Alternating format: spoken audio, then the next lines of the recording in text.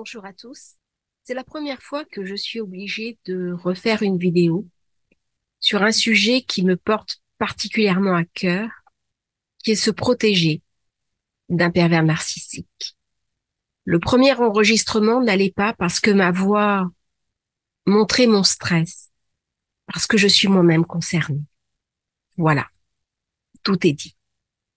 Le thème de cette vidéo, c'est comment se protéger énergétiquement d'un pervers narcissique. Malheureusement, il y a un certain nombre de personnes qui vont venir dévorer notre énergie. Elles vont détourner notre énergie pour se nourrir elles-mêmes.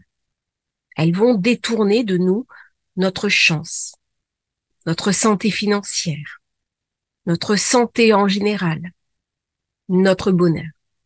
Bref, nous voilà dans l'univers sombre, machiavélique et terrible des pervers narcissiques. Certains vont me dire, je n'aime pas beaucoup ce vocable de pervers narcissique, parce que c'est faire rentrer l'autre dans une case. Parfois, c'est même de la caricature. Pourtant, il y a des personnes toxiques. Ces personnes sont identifiables à un certain nombre de choses. Ce sont des personnes qui sont totalement dénuées d'empathie, à contrario de ce qu'elles vont dire. Lorsqu'on les écoute, il y a une distorsion entre les mots qu'elles vont émettre, c'est-à-dire ce qu'elles affirment être, et ce qu'elles sont réellement. Ce sont des personnes qui ne sont plus en prise avec leurs émotions, avec leur sensibilité, avec leur empathie personnelle. Souvent, ces personnes ont des schémas de vie dégradés. Pour lui, il a des émotions, il a de l'empathie. On lit souvent que le pervers narcissique n'a pas d'émotions. C'est faux. Un pervers narcissique a des émotions, mais uniquement pour lui, à son propre bénéfice. Tout ce que le pervers narcissique va aborder n'existe qu'à son propre regard. C'est le recevoir pour recevoir. Je veux être le centre de l'attention de l'autre. Je veux être le centre du monde de l'autre. Je suis non seulement au centre de ma propre carte du monde, mais j'entends aussi être au centre de la carte du monde des autres.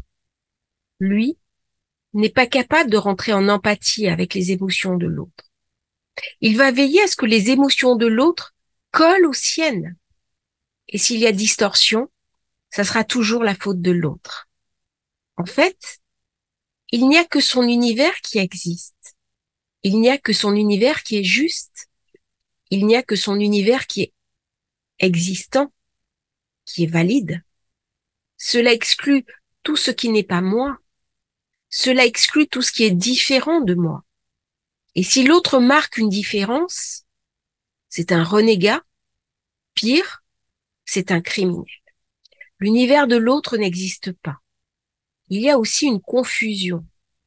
L'autre n'est pas vu comme une personne à part entière, dotée de sentiments, d'émotions, d'une personnalité, de pensée. L'autre est vu comme un objet dont on va pouvoir se nourrir.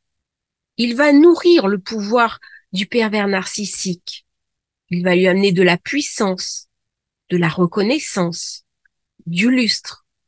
Il va amener quelque chose dont le pervers narcissique va vouloir profiter et qu'il va chercher à s'attribuer. Ça, c'est le deuxième point. L'autre est objet d'appropriation. Le troisième point qui caractérise cette personnalité dégradée qu'est la perversion narcissique, c'est qu'il y a une différence profonde entre les mots que prononce le pervers narcissique et ses mimiques faciales. Lorsque nous parlons, notre visage reflète nos émotions. Il y a une forme d'alignement entre les mimiques du visage et les mots que nous prononçons. Si je parle de choses joyeuses, mon visage va s'illuminer. Je vais sourire. Imaginez maintenant que je parle de choses tristes. Mon visage va se fermer. Mon dos va légèrement se vousser. Mes mots vont le refléter. Rien de tel chez le pervers narcissique. Le pervers narcissique va au contraire émettre un certain nombre de signaux au niveau facial qui sont en totale contradiction avec le contenu des mots qui sont prononcés. Imaginons par exemple qu'il soit en colère. Il prononce des mots de colère. Eh bien, à ce moment-là, son visage peut tout aussi bien refléter la bienveillance, ou parfaitement le contraire. Il peut par exemple envoyer des mots de bienveillance, mais le visage va refléter de la dureté, de la colère. Une personne va vous dire par exemple qu'elle vous aime, et vous ressentez à l'air derrière d'elle-même de la froideur, une absence totale de vie, de sentiments, comme si son regard était mort, absent, dénué d'intérêt, dénué de tout intérêt pour la personne avec qui on parle. Si vous aimez une personne, vous êtes tourné vers elle naturellement. Votre corps se projette vers elle. Et votre regard coule d'amour. Bien là, chez le pervers narcissique, le regard reste froid, dur, tendu. Cette froideur se lie aussi au niveau énergétique. Il va se nourrir de la souffrance qu'il impose à l'autre, parce que ça va lui permettre de se rehausser. Ma vie est tellement mieux que celle de l'autre. Je suis tellement mieux que la vie de l'autre. Moi, ma vie, elle est tellement belle parce que je suis quelqu'un de bien. Si l'autre, au contraire, est touché par les épreuves de la vie, par la maladie, par les pertes, eh bien, c'est forcément quelqu'un de mal. Le monde du pervers narcissique est un monde coupé en deux, binaire, qui ne tient pas compte des sensibilités, des émotions, ni de la complexité humaine. Le pervers narcissique est persuadé incarner le bien et le sens du bien. L'autre, différent de lui, est forcément la représentation fantasmée du mal. Le pervers narcissique, sur un quatrième point, est également un expert de la triangulation. C'est le fameux triangle de Karman entre victime, sauveteur, persécuteur. Il adore ça. Il se met tantôt en bourreau, tantôt en sauveteur, mais il n'est jamais victime dans le triangle. Cinquième point. Le monde du pervers narcissique est un monde totalement paranoïaque. Malheureusement, le pervers narcissique est persuadé que les autres lui veulent du mal, qu'ils veulent lui faire du mal, qu'ils veulent le voler, l'agresser, le détruire. Il va donc ériger un certain nombre de barrières à un monde qui est totalement fantasmé, un monde qui est totalement imaginaire, qui n'est plus en prise avec la réalité. C'est un monde pathologique. C'est aussi un monde névrosé, dégradé, au sens cognitif. C'est-à-dire que son imaginaire a pris le pas sur une forme de réalité. Lorsque nous sommes en danger, il est normal que nous nous protégions. Mais lorsque le danger est imaginaire, il est important de remettre les choses à leur place. Ce n'est pas le cas du pervers narcissique. Il va s'enfermer dans un monde où il est toujours le centre d'intérêt et lui-même est en danger. Puisque sa vie est si belle, on veut le déposséder de sa vie. Puisqu'il possède une belle voiture, eh bien, on va forcément vouloir lui voler sa voiture. Et donc, il va mettre en place des systèmes d'hyper-contrôle, d'hyper-possessivité pour maintenir le monde qui est le sien, persuadé que l'extérieur est forcément dangereux vis-à-vis de lui. Ainsi, il n'est plus capable d'aborder le monde avec un regard sain, en disant le risque fait partie de la vie. Mais ce risque, est-ce que c'est la réalité ou est-ce que c'est un imaginaire? Alors bien sûr, dans ce monde fantasmé qu'il va créer, le pervers narcissique a besoin d'énergie. Pour s'en sortir, il va aborder, absorber l'énergie de l'autre pour s'en nourrir. Ce sont les vampires énergétiques. Les vampires énergétiques ne sont pas toujours des pervers narcissiques. Il y a des formes de vampirisme énergétique qui sont quelque part légitimes, en particulier les jeunes enfants. Ils vont aspirer l'énergie de leurs parents pour grandir. Vous avez des parents qui vont dire, oh, elle m'a tué cet après-midi. Oh, ils m'ont épuisé ces gosses. Ben oui, c'est normal, c'est des jeunes enfants. Il y a aussi des personnes âgées qui vont avoir tendance à pomper l'énergie pour assurer leur subsistance. Ça ne veut pas dire que ce sont des pervers narcissiques. Mais un pervers narcissique, alors qu'il est dans une configuration habituelle, eh bien, il va voler, se repaître de l'énergie de l'autre. Prenons un exemple.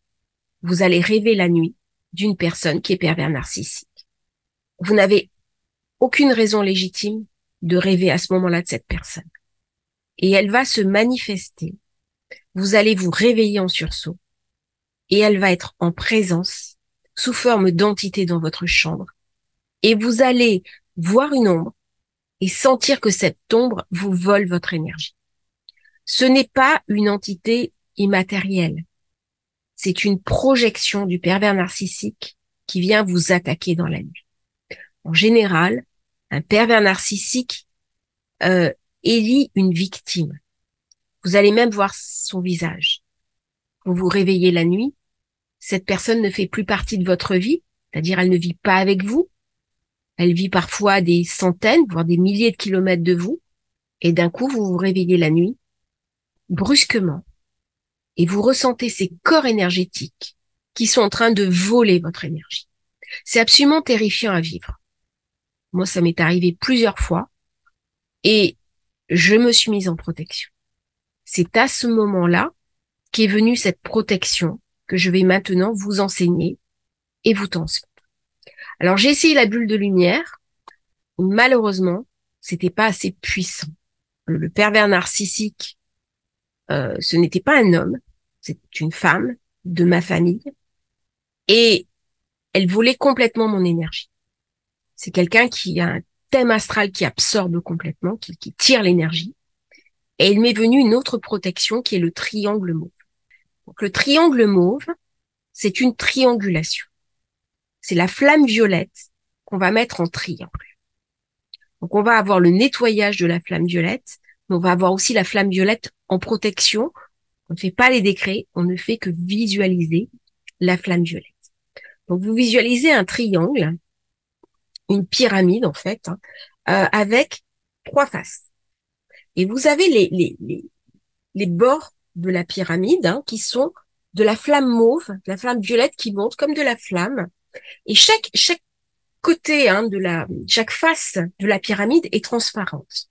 Donc, en fait, le sol est transparent. Vous êtes dans une pyramide qui est fermée, une pyramide en verre, et simplement les montants, c'est de la flamme violette. Donc, vous rentrez par une des faces qui est du verre, et vous mettez au centre de la pyramide. Au centre de la pyramide, vous mettez strictement rien, vous restez en état neutre. Vous n'êtes pas en colère contre le pervers narcissique. Vous n'envoyez pas de la haine. Vous n'envoyez même pas de l'amour. Vous restez juste spectateur. Et vous demandez à la pyramide de vous protéger. Et vous allez voir, petit à petit, l'énergie du pervers narcissique va s'éloigner. En fait, il va taper sur la pyramide, mais la pyramide va se renforcer. C'est-à-dire que plus il tape, et plus la pyramide devient forte et vous protège. Elle n'envoie pas d'énergie négative contre lui, simplement, elle vous protège. Donc c'est une pyramide à trois faces, avec un sol vitré, et le haut monte vers l'énergie. Vous restez dedans, vous pouvez vous rendormir, si vous avez l'entité, la projection du pervers narcissique qui nous manifeste de nuit, dans la journée, si jamais vous y pensez, eh bien, vous rentrez dans la pyramide violette. Vous pouvez y rester plusieurs jours sans aucun problème. Dans cette configuration de pyramide, le pervers narcissique ne va plus pouvoir venir happer votre énergie par la pensée. C'est-à-dire que, en fait, le pervers narcissique, là, je ressors de la pyramide pour parler de ça, il a la capacité de rentrer en vous, à l'intérieur de vous, et il va se nourrir de votre substance de vie. Ce sont des personnes qui agissent par imprégnation. C'est-à-dire, elles vont rentrer à l'intérieur de vous-même. Ce sont des vieilles pratiques, de magie ancienne, ce sont des choses qui viennent de vie antérieure, ce sont des vieilles scories. Et lorsque vous êtes dans la pyramide violette, donc là je m'y remets, il ne pourra plus voler votre énergie. Donc s'il ne peut plus voler votre énergie, il va se détourner naturellement de vous. C'est la règle. Quand un pervers narcissique ne peut plus voler l'énergie d'une personne, il s'attaque à une autre. Dans cette pyramide violette, vous n'avez pas la capacité de protéger les autres personnes, sauf si ce sont vos enfants.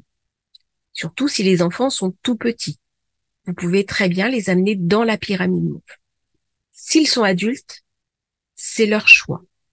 Vous pouvez parler avec eux de la pyramide mauve, mais vous ne pouvez pas les amener. C'est leur libre arbitre. C'est leur choix absolu, vous-même, dans la pyramide. C'est une protection qui marche très bien.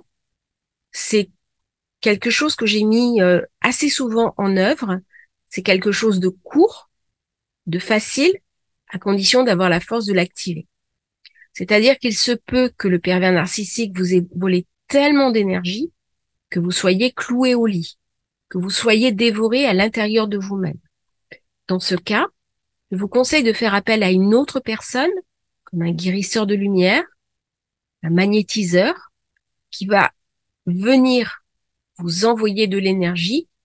Vous allez remonter petit à petit et à ce moment-là, vous allez réaliser votre pyramide de lumière dans la pensée et vous mettre en protection.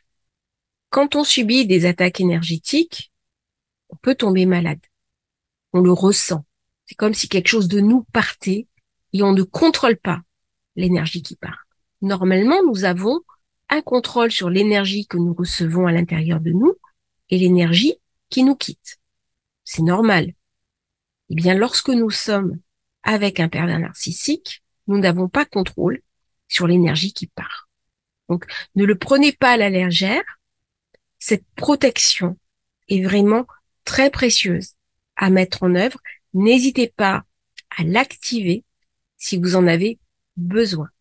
Nous sommes malheureusement dans notre vie amenés à rencontrer des pervers narcissiques parfois parce que ce sont des membres de la famille, parce que ce sont d'anciennes compagnes ou d'anciens compagnons. Donc, avant de rentrer en contact avec lui, vous vous mettez, ou elle, vous vous mettez à l'intérieur de la pyramide flamme violette, vous vous mettez en protection. Et à ce moment-là, vous allez voir que le pervers narcissique va taper sur la pyramide. Et la pyramide, au plus il va taper à l'extérieur, et au plus le verre va devenir solide, va devenir résistant, sans perdre sa capacité de luminosité, puisque vous allez toujours voir la situation qui se passe. Et à un moment donné, vous allez voir le pervers narcissique, son énergie va s'éloigner. Donc l'énergie de la flamme violette n'est pas toxique, hein. Ce n'est pas une protection d'attaque. Moi, je vous déconseille vraiment de faire des protections d'attaque, même si un pervers narcissique peut nous faire beaucoup de mal. C'est un être humain qui est doté d'une âme. Et par respect pour son âme, on n'attaque pas au plan énergétique. Ce que je dis sur le pervers narcissique est valable à tous les niveaux. Au plan énergétique, on se met en protection, on ne craint plus rien, on reste en état neutre, mais on n'émet absolument rien. Parce que si vous émettez quelque chose, même de l'amour, le pervers narcissique va l'attraper, il va le saisir, et ça va être pour lui un moyen de rentrer. C'est un détournement des bonnes intentions, c'est ce qui caractérise le vampirisme et la prédation énergétique. Donc voilà un petit outil facile à mettre en œuvre pour vous aider à protéger votre énergie, pour vous protéger de ces vampires énergétiques que sont les pervers narcissiques. Je vous remercie pour votre attention. N'hésitez pas à commenter cette vidéo et à bientôt pour une nouvelle transmission.